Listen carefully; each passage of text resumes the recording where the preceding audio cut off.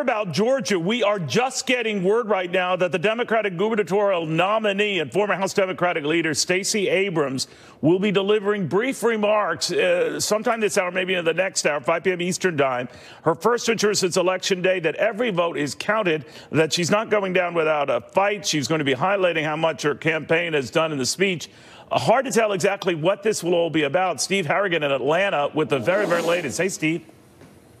Neil, we are very likely to find out something within the next couple of hours here in Atlanta. It's just not clear what that's going to be. Stacey Abrams, the Democratic candidate who trails by about 50,000 votes, is scheduled to speak in 1 hour's time from now. Now, will it be a concession speech? It doesn't sound like it at this point. Or will it be an extreme legal challenge to this entire vote? Will the Abrams campaign, as they have discussed, issue a legal challenge saying this vote in Georgia was so corrupt and so irregular it affected the outcome, basically asking a judge to overthrow the vote and have an entire re-vote with the same candidates? That would be a very high bar, a tough thing to achieve. They've talked about it. We don't know whether they're going to demand that or not.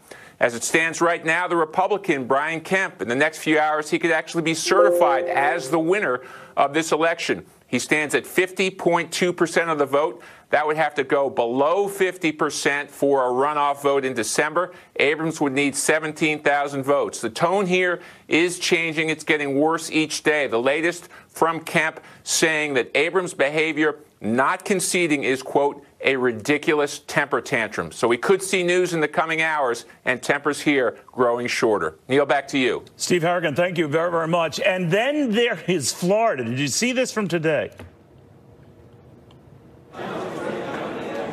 All right. What was interesting is they're going back and forth. Of course, and they're busy at work. The hand recount is on. But let's say it's not going smoothly. Peter Ducey in Lauderhill, Florida, with more on that. Hey, Peter. Neil, workers have spent most of today looking at a big projector trying to decipher what is on ballots that got spit out by machines because they have too much ink on them. In some cases, that is because somebody voted for both the Senate candidates, Bill Nelson and Rick Scott. In some cases, it's because people drew their own bubbles or squiggles on a ballot. In others, though, in most of them, people just left the Senate side blank. And that means nobody gets the credit, and that is making it very tough for Bill Nelson to catch up to Rick Scott. He is nearly 13,000 votes behind, and even if he got all the contested ones today here in Broward, Nelson would only add about 500 to his total, and this is the place where his lawyers have been hoping to find thousands of fresh Nelson votes. Nelson's team, though, not giving up the fight. His team just sent out a fundraising appeal asking for cash to help keep up with the deep-pocketed Scott campaign.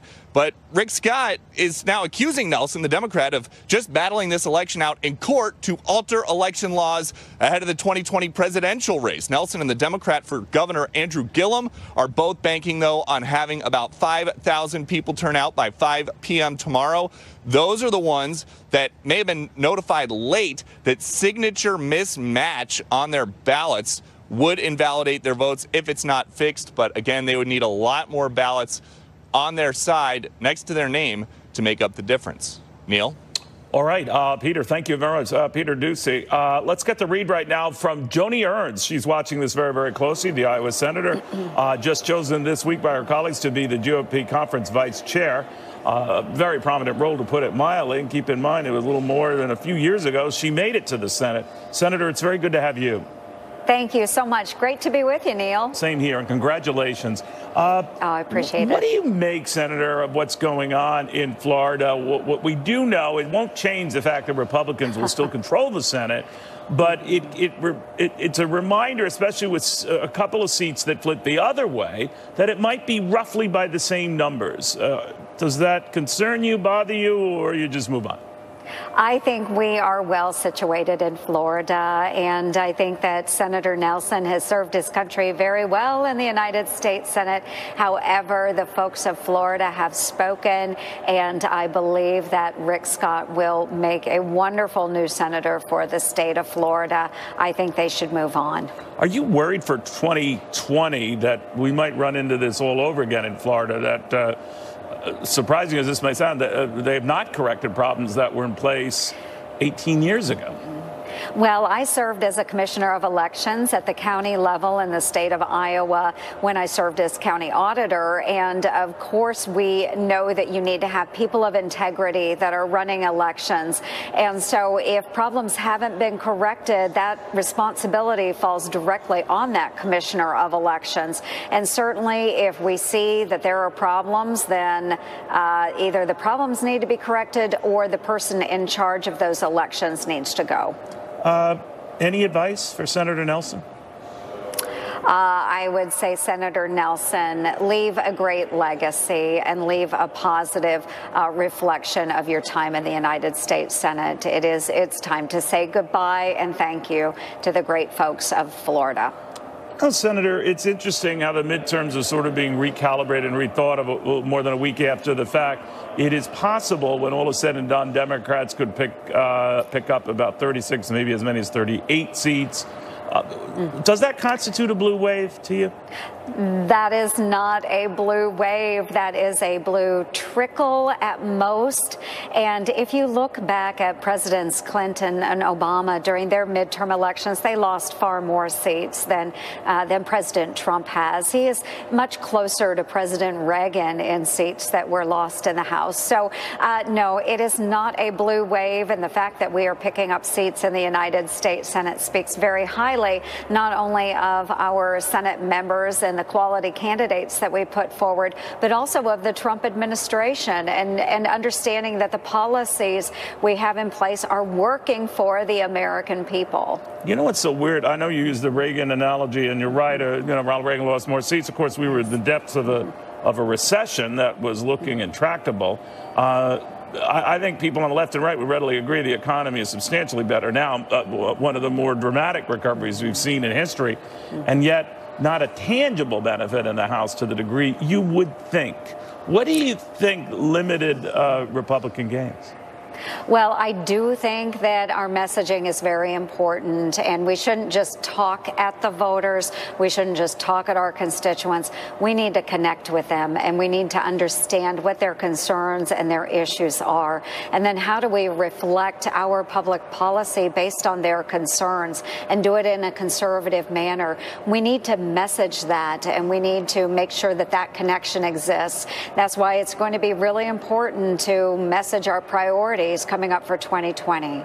You know, the rap against your party, Senator, fairly or not, and maybe just your leadership position will change the approach. But that suburban women are a problem for Republicans, and that it was a problem again in the midterms, especially in a lot of the key states where seats on the House side flip. Does it concern you?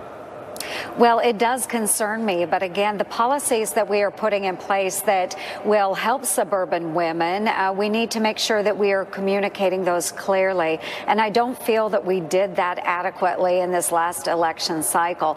My home state of Iowa, for example, we did lose 2 of our Republican congressional seats. We saw those flip, and we attribute that considerably to those suburban women. So when it comes to health care and the actual advances that we've made, whether it is working on pharmaceutical costs, whether it is doubling the child tax credit, whatever that might be, we need to make sure that women know about those initiatives, know that we are working for them, and really making sure that we are hearing what their concerns are. They want to know that they have been heard, and I feel if they have been heard and we're acting on that, then we will do very well in 2020. Senator, your state no stranger to the pressure that's building on the trade front and the freeze that exists between ourselves and the Chinese. There was talk today that the president is ready to at least put in motion something that will indicate more constructive talks when he meets with Chinese leader Xi Jinping next week. If there is no formal construct of a deal, it doesn't have to be a deal. I had one Wall Street pro tell me all bets are off for the markets and our economy, and this thing could drag on a year or more. What do you think? Well, I think we do need to have a very, very carefully constructed outline of what we would like to see and accomplish moving forward with the Chinese. And I am very glad that the president will be meeting with President Xi Jinping and moving forward. We need them to move forward. Now, my folks back home, my farmers, ranchers, manufacturers, they all understand why the president is doing what he's doing. But of course, I had one farmer, he eloquently stated it. I understand why the president is doing it. I just don't understand why previous presidents didn't do it sooner. All right, Senator, very good catching up with you. Congratulations again on your appointment. We'll be watching very closely. Have a wonderful weekend. Happy Thanksgiving, Neil. Thank you. To you as well, Senator. By the way, just the talk of that idea that we could put sort of the hatchet down between ourselves and the Chinese and maybe start the beginnings of progress on the trade front, let alone no deal, was enough to lift stocks today. It was still an awful week, continuing this concern here that, we're still not out of the woods, not for technology, not for most of the sectors that make up the S&P 500. So there is that. More after this. But shall we say, raised eyebrows here that President Trump saying today that he has indeed answered written questions from Special Counsel Robert Mueller. Rich Edson at the White House with more on that. Hey, Rich. Hey, good afternoon, Neil. And the president speaking about this at an Oval Office bill signing this afternoon. He says that he believes that Robert Mueller's investigation will soon conclude. He says he has finished answering his questions and that he did so himself. It didn't take very long to do them, and they were my answers. I don't need lawyers to do that. Now, you need lawyers for submittal. You need lawyers to go over some of the answers. Yesterday, the president had tweeted that Mueller and his gang of Democrat thugs have destroyed people and are a disgrace to the nation. He was asked this afternoon what prompted that Twitter outburst. He says nothing specifically, only the continuation of this investigation, which the president says should have never happened. The White House, after a court ruling, has also temporarily reinstated the White House pass of CNN correspondent Jim Acosta. He's back here at the White House. The administration had revoked his pass after Acosta refused to give up the microphone at a presidential press conference last week. The president says the White House will develop new rules for press conferences focusing on decorum. CNN sued to get Acosta's pass back. Fox News and others filed legal briefs in support of CNN. Back to you. All right, Rich, thank you very much. So what's going on here with Bob Mueller's office, and is it a sign that the investigation could be wrapping up? Former Whitewater independent counsel Robert Ray. What do you think, Robert? I think that's right. I mean, I don't think the president would be speaking the way he's speaking unless he has had some indication through his lawyers that we're getting to the end. And part of that, we're answering these questions. Correct. Which clearly would be in written form. Right, which you would expect to be the last significant thing that would occur before you could wrap up the investigation. As a former prosecutor, does the written form make a difference to you? No, presumably the written form is still under oath. Okay. And, ordinarily, as a criminal defense lawyer, I would be counseling a client, nothing under oath if you can avoid it. I suspect in the background what was lurking was if you don't submit at least written answers under oath, then you'll face a subpoena. And I think, there's been probably some negotiations behind the scenes about sort of working all that out. I mean, otherwise, the president could just save his answers and use them to respond to whatever report Bob Mueller submits to the Justice Department and presumably ultimately to the Congress. So how do you think he's answering? First of all, the questions alone would tell you where Mueller might be going, right? I suppose that's right, but I think, the other way to look at it, of course, is it's just a wrap-up and that there's really no intention to pursue things further once the president's answers are included as a part of the report, right? Yeah. Understood. I'm sorry. But if the questions have very little to do with Russian collusion, let's say, and more to do with business dealings and the like, wouldn't that begin to raise issues at the White House? Oh, this is veered off track. Well, he may not have agreed to respond to those kinds of questions. I mean, I don't know what the questions are. I suspect the questions don't have anything to do with obstruction of justice because he, I think, indicated early on he had no intention to respond in that way. He obviously also has said, since it veers off from the mandate of the investigation, he doesn't intend to have any responses with regard to questions involving the Trump Organization and his activities prior to the campaign run for president. I suspect that they're probably limited to, what would be the heart of the mandate, which would be the origins of the Russia investigation and, matters related to the campaign and whether or not there were any meetings with Russian officials and whether or not he knew about certain things and what he did know and all those sorts of things. I would think all of those things would be fair game and would be within the mandate set by the Deputy Attorney General. So let's say the president were your client. He's giving these written responses. How would you coach, advise, aid? Well, the president says that he wrote the responses. Then the first piece of advice you give any client is make sure you understand that the responses that you are giving are just as if you were in a grand jury proceeding, sworn under oath under penalty of prosecution for perjury. So whatever you say, make sure that what you say is the truth. And short and tight to the point. Right. And I think, there's room there to be artfully and usefully vague. It's not like that. Artfully and usefully vague. It's not quite the same thing as being pressed in a proceeding before a prosecutor, before a grand jury. What do you think about this? Much has been said. You and I have chatted about this, that this investigation might have veered off course. If you think of the indictments, the guilty pleas and all, most have involved things having nothing to do with Russia, everything to do with business transactions, some going back many years. Is it your feeling that this could go the same way, that whatever Mueller comes up with might have in the end very little to do with Russia? I think it will have very little to do with Russia collusion, which is to say there will be an awful lot of Democrats who will be sorely disappointed that, there wasn't the Holy Grail at the end of all of this.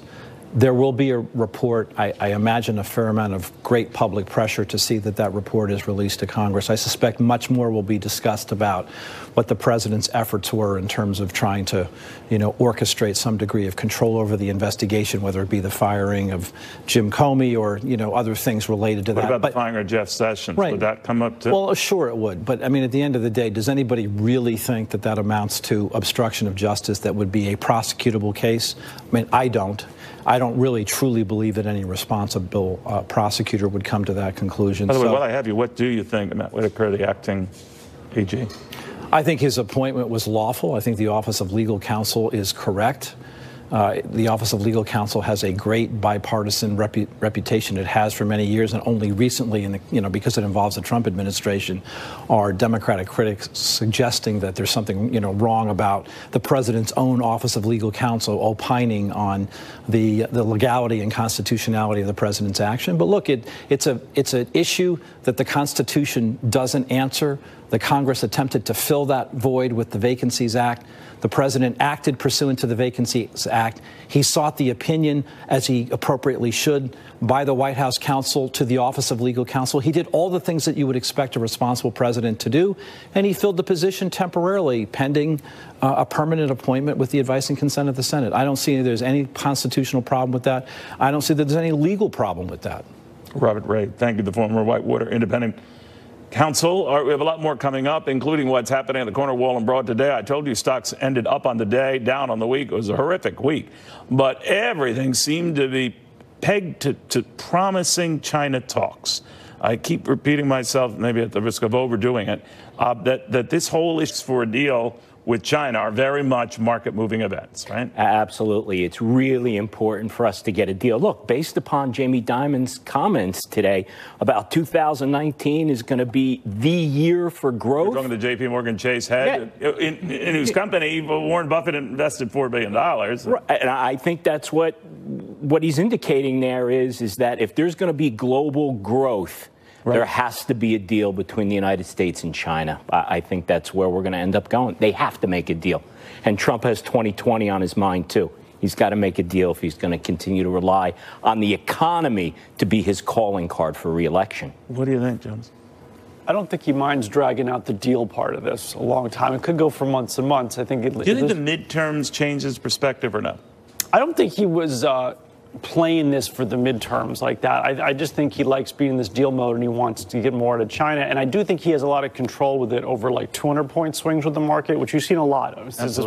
I just don't think it's not a 2,000-point swing event. I think it's actually it's more downside for foreign markets than ours and maybe a little more upside for our market than theirs. So let's say we score a deal or even the construct of a deal. How would the market do with that? I think it has more upside than downside, this deal. I think ultimately interest rates and tech stocks are what's the drivers that can do 1,000-point moves. But I definitely think if he pulls something off next week and it looks even slightly better in our favor, it could be a few hundred points. I just don't think it's like super big news. You know what's interesting? All the businesses and sectors that would benefit, we found not only those who are multinationals that have exposure abroad, do business, China, Boeing, Caterpillar, et cetera, but chip makers, everyone else, even food, Hormel, it cut a broad swath. If we get something that looks like we're on the way to a deal, what does the market do with that? Well, I agree with Jonas on that. I think that you'll have upside. It's not going to be super upside. And you want to know why, Neil? It seems that the market has a very short attention span. It seems that the market is chasing the shiny objects. Right. We get some news on Brexit, not so positive, bang, market's down. President makes a comment. President makes a comment about China. Market swings up. So it's a little bit disconcerting that the market would have a short attention span on major issues. Well, that's a very good point. Jonas, one other thing I think of, too, is, and this is where the midterms could make a difference. We've already seen, Congressman Pasquarello in New Jersey, who's going to have a very key role on trade within the House Ways and Means Committee, the subcommittee on that, who's already said, that deal you scored with Mexico and Canada, it has to go by me, and I'm not a fan. And I'm wondering how that plays into the whole China deal stuff. Neil, with all these deals, they might get pinched as to what they want the deal to be. And there's also a little bit of a risk of it. This sounds really crazy, but it going too well. There's been almost too much winning by America. I know it sounds nuts because Trump's always like, we're going to win. You get sick of winning. But the bottom line is our interest rates started to get too high. Our dollar got too strong, and that's one of the big hurts on those stocks you were just showing. That's as much that as it would be any tariff problems. And if we somehow come out the winner and everybody else loses, it's going to be too much money coming into this country, and it's going to be hard for these exporters to sell just on dollar problems. So you want to have a trade with this country, but you don't want to beat them down so much that you're the only victor either, because that's not great for anybody in some ways. We want everybody to have a fair trade situation. Well, saving face at the end is the tricky part, Neil, with China is this. The real sticking point is the theft of intellectual property and technology. How do we get around allowing China to save face, essentially not admit they're doing it, and still make a deal and have something in the dirt, right? And still have something in place to stop them from doing it going forward? That, to me, is where it gets tricky. Understood. Dan and Jonas, thank you very, very much. We always have a good read on things. Want to take a break, guys? Is that what we're planning? No, we're going to go to Christina Bartz-Nevelis here. I thought I'd gone over that. We're always doing things that I can't share with you, America. But this concerns turkey, some tainted turkeys that hopefully is limited, but it does seem to be spreading. Christina, what's going on? Yeah, it's time, I guess, we all have to check our freezers because your meat may be tainted. There are salmonella outbreaks that's been going on for a year, and now you can finally link it to one company. That would be Genio Turkey. There's a recall of 91,000 pounds, actually over 91,000 pounds of ground turkey beef. This has been an ongoing problem. However, several consumer advocacy groups are criticizing the U.S. Department of Agricultural, Food and Safety because they're saying, you're not telling us who the brands are, where this tainted salmonella turkey is coming from. The department has rebutted and said, hey, we don't know where the source is just yet, so it would be reckless for us to bring up any other brands. But there you have one brand there. In terms of just this year, in 2018, according to the CDC, you're seeing 164 people who have been sick because of salmonella all across the country, 63 hospitalized, and including one death as well. Overall, just in the past year, and we're seeing on an annual basis, the CDC is saying that there's 1.2 million cases of salmonella outbreaks. So it's affecting a lot of Americans, especially around the holiday time. So if you're concerned about the symptoms, what are they? Diarrhea, fever, abdominal cramps that you'll receive roughly about 12 to 72 hours when you come in contact. And last but not least, really quickly, how to avoid it. Thaw your turkey in the fridge, not the counter. Don't wash the turkey before you cook it. Don't put the stuffing. This is a big one. Don't stuff the turkey. Try to cook your stuffing in another pan and make sure to reheat your leftovers, Neil. Good reminders all. All right, Christina, thank you very, very much. In the meantime, we've got the latest on that caravan. Forget about the legal clashes. It's sort of an upping of the ante. We'll explore.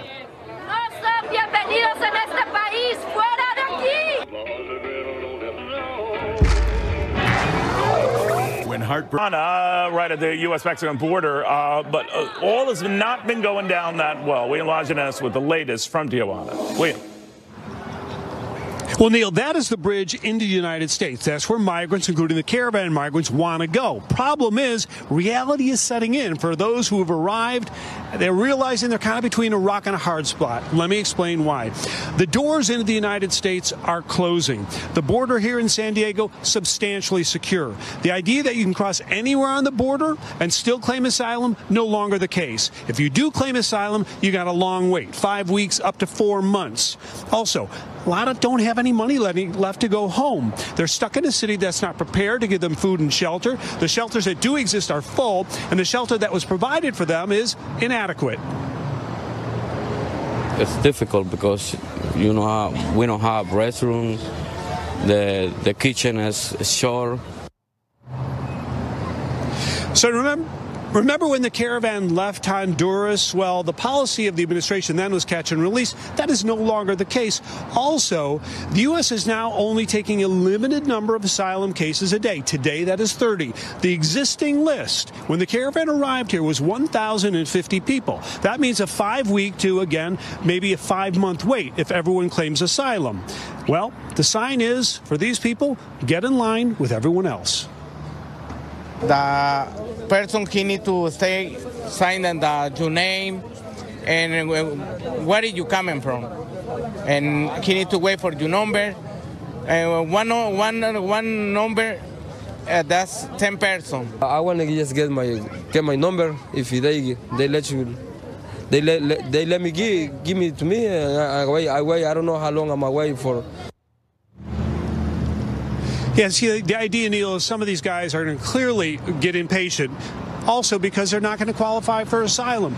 They told me they're going to jump the fence. And as for that violent incident the other day, they were rained down with rocks. People in the community didn't want them there. And the longer this goes on, there'll be more tension, incidents potentially like that one. Neil? All right, William, thank you very, very much. William Lajeunesse. When you hear about asylum and who's seeking asylum and what covers asylum, who'd know better than former acting ICE Director Thomas Homan. Director, very good to have you. Good to see you, Neil. Could you help me with that, Tom? What is asylum? What grants you asylum? I'm glad you asked, as American people can understand. You can claim political asylum if you're in fear of persecution of your home country for your political beliefs, your race or religion, or being part of a specific social group. Poverty, wanting a better life in the United States. Unfortunately, it doesn't qualify for a political asylum. So that's why right now the latest numbers on Central Americans claiming asylum in the United States, 91% of them lose their case when they get in front of an immigration judge, if they show up. So it's just people that are in dire straits taking advantage of a low threshold in the system to get their foot in the door, because once the initial interview they do at the port of entry is by what they call refugee asylum officer from CIS. The threshold's so low because they want to make sure they don't send anybody back to be persecuted. That's what needs to be fixed, and that's what we ask Congress to fix. Raise that threshold, because once it gets to an immigration judge, 90% lose. So we got to close that gap. But again, 90% of these people, based on the current data, will lose their case. They'll be ordered to go home.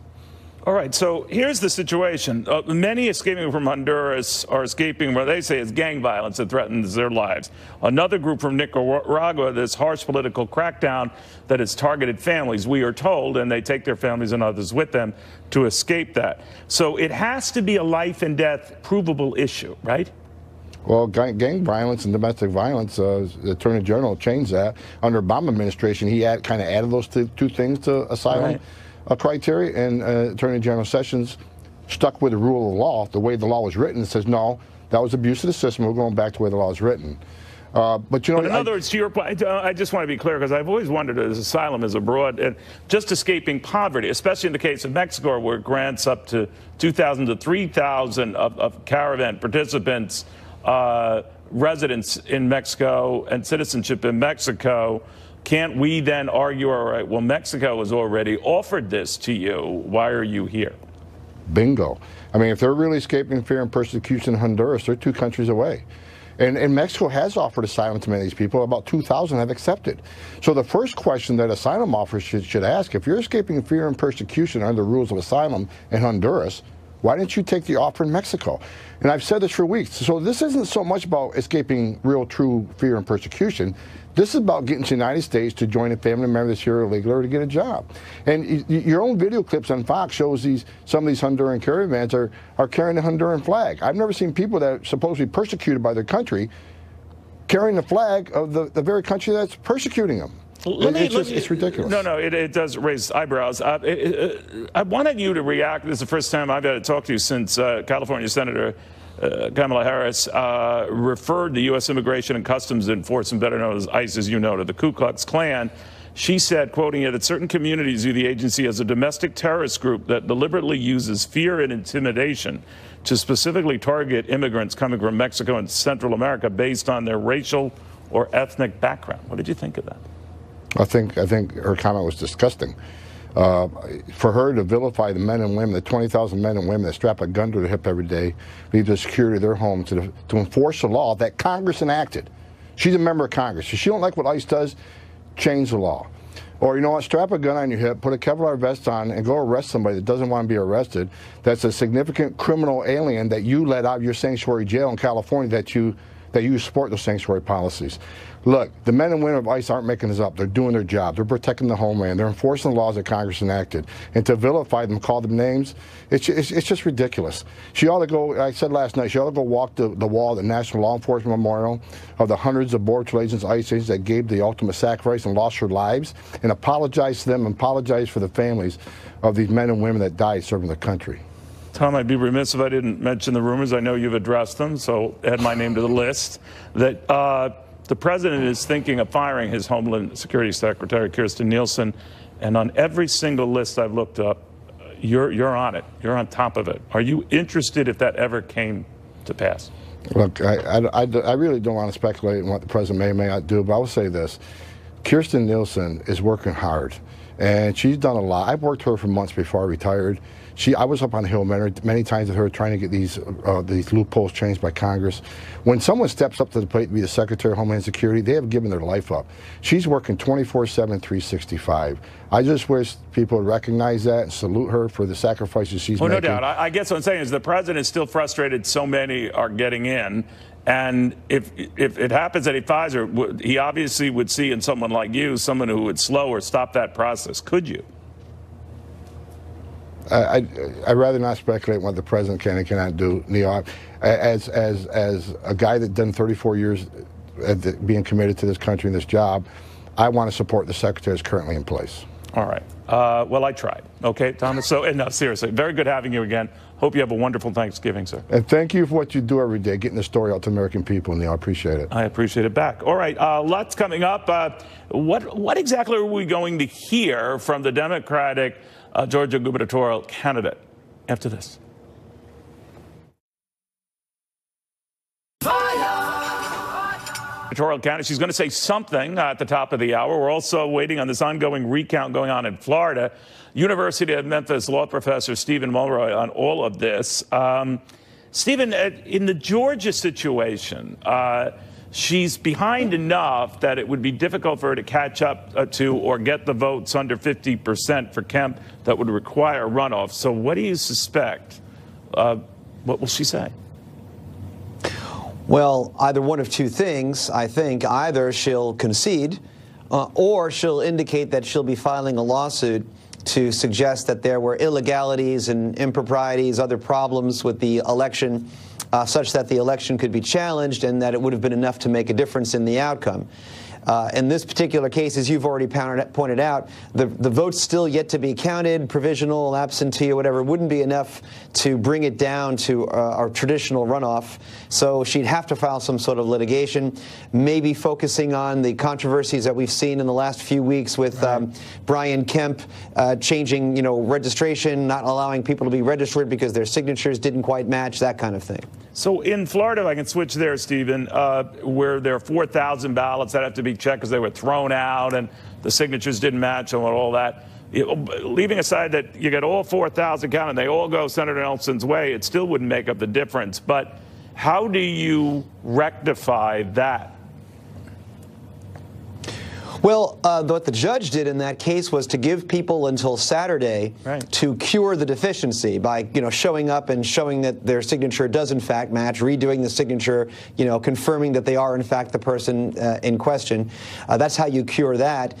You're right, though, that the 4,000 wouldn't be enough to make up the difference for Senator Bill Nelson. But what might make up the difference is there are a lot of so-called undervotes where the machine didn't pick up a vote and overvotes. And it might be the case that there are enough of those to make the difference for Bill Nelson once they do that manual, looking at each ballot kind of count. Now, could that all be done by the 20th when they want this all signed, sealed, certified, and done? That's what's supposed to happen. This is Florida, so who knows what will happen, but that's the idea. All right, Professor, I always learn a lot. Thank you very much. I appreciate it. Thank you. All right. Pondering that Georgia race and the race to see who will lead the Democrats in the House. It's not a gimme. Nancy Pelosi after this.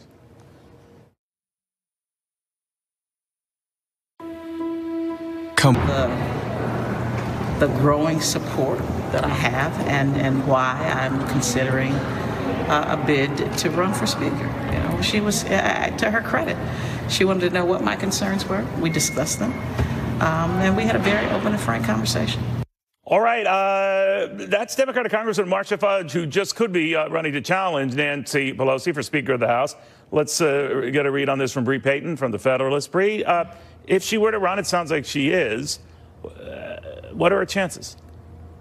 Her chances, the results are kind of mixed. Huffington Post a few hours ago released what they are reporting is soon to be a letter was signed by 17 different Democratic congressmen who say that they would support Fudge over Pelosi in a potential speaker bid. That letter has yet to be released as of this moment. So, we don't totally know how the math is going to stack up.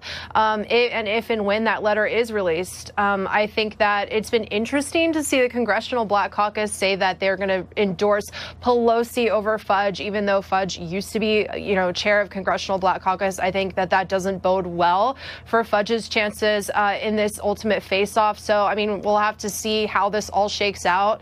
I think the meeting today between the two shows that I think Democrats are trying to kind of close rank and close opposition and get all their ducks in a row behind Nancy Pelosi. So we'll have to see what happens. A lot would depend on whether whoever gets it on the first vote, right? You need 218 votes to do it, right?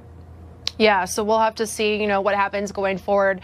Ultimately, if Nancy Pelosi is kind of able to win over a couple of those individuals over to her side, then she would be able to secure that on the first vote. So we'll just have to see how strong her support is. Although it has been interesting after November to see all of these really young Democrats like Alexandria Ocasio-Cortez and other individuals like her juxtaposed with Nancy Pelosi, it's just been kind of an interesting, weird conglomerate to see that going forward. It'll be interesting to see if Democrats can pull off, pushing down dissent and being able to just keep everyone in line like they have been. We will know soon. Bree, thank you very, very much. Thank you. All right, the latest on those California wildfires right after this. This fire damage tip is brought to you by... The Palm Beach County Supervisor is talking right now about these tabulating votes that's going on right now in her county. Let's listen. The situation might have been interesting. We never had any kind of difficulty. I'm proud of Palm Beach County, and we will continue to count our votes as we're supposed to. Do you have any preliminary numbers for the over-under? We're going to run those. We can't run. The canvassing board, as you know, wants to go home, so we're going to add those vote totals in when they're all here tomorrow in the morning. So we don't have those numbers yet, but we will have them. What's going on right here? Right here, they're duplicating ballots. When we run ballots through the machines, they get damaged, and so these are still the machine recount ballots that we gleaned the under and overs that are required for hand recount, but some of the ballots were damaged. They required to be duplicated. We're running back through the machines and adding back to our vote totals, but they don't have the unders and overs for the hand recount, so we'll conclude that as well. Can you explain how you would continue to do the recounts even though the deadlines are passed? You said you're still obligated to do the recounts? We are still obligated to complete each one of the recounts by Florida statute, irregardless of the deadlines. How long do you think it will take you to finish all the recounts? A very long time. We have to run all of the ballots through our scanner, our tabulator. It's 871. It took us almost 5 days initially to run the ballots through. We do not envision working 24/7. So here's the good news. Y'all can clear out tonight because we're going to close. And we're going to go home. We're going to start working some reasonable business hours. We worked the 24/7 to try and make the machine recount. As you know, we unfortunately didn't make it. We gave it everything we had. I am proud of the team that I assembled, SOE workers and also county workers, and I think we did the very best we could under the circumstances. Starting tomorrow, you'll be assuming somewhat normal hours? Yes, we will. Somewhat normal hours. So you'll give an estimate, like do you think you'll be done by the end of the mid of December or something? We hope to be done, sometime into December. We're very optimistic that if we don't run our machines like we did 24/7, I think they'll operate very well. We still have technicians here from our company, and the machines have been working really well. I just think that we can't operate them 24/7 because it doesn't work out well, and we look very much forward to assembling new equipment for our next election cycle. So there was something in the court documents that, or you said that you were thinking of bringing in the machines from the precincts to Canada? We discussed with the Judge Werner yesterday that if we have any difficulty with our high-speed tabulators, that there would be consideration to set up our precinct scanners. And our precinct scanners actually have the ability to conduct separate elections. As you know, our high-speed tabulator can only conduct one election at a time. We got a little bit of pushback from the secretaries, so I think we'd hear very strongly if we made that determination. So what number will you turn in on Sunday that are used by the state candidate or on precinct to confirm the winners? But we'll turn in the very difficult... No sense of urgency there. You're listening to Palm Beach County. They're going to work just regular hours, no rush to get this all counted up. Forget about the urgency to get a senator in place in Washington, all of that. What she's saying is that the count is going on with these machines, but they're a long way from getting that done. The state proceeded with a hand up recount of all ballots, including in Palm Beach County. But the mess goes on. It would seem to be very difficult for Mr. Nelson to reverse that gap. The 5 isn't.